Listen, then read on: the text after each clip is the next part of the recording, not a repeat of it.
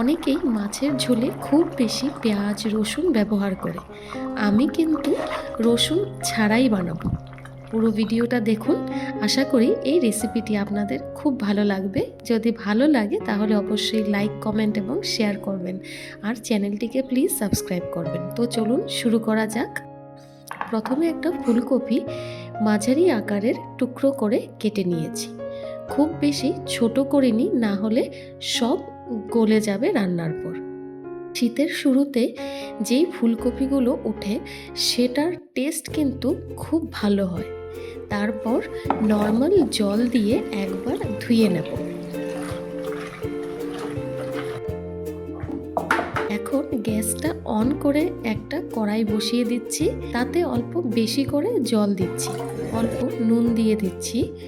জলটা ফুটে গেলে তাতে ধুয়ে রাখা সব ফুলকপিগুলো দিয়ে অল্প সেদ্ধ করে নেব।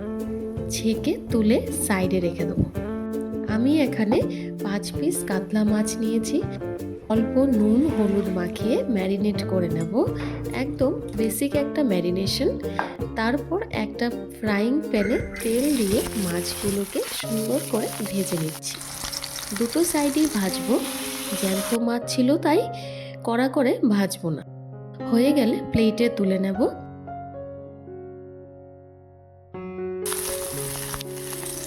আর একটা কড়াইয়ে ফুলকপিগুলো হালকা ভেজে নিচ্ছি। অল্প করে নুন আর হলুদ দিয়ে সব সাইড হালকা ভেজে তুলে নেব।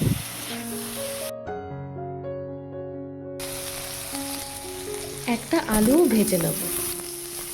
একটা ছোট পেঁয়াজ, অল্প আদা, একটা টমেটো, কিছু ধনেপাতা, সামান্য জিরে আর একটা শুকনো লঙ্কা দিয়ে একটা পেস্ট রেডি করে নিয়েছি।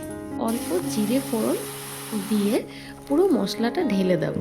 নুন স্বাদ মতো আর হলুদ দিয়ে ভালো করে কষিয়ে নেব লো ফ্লেমে।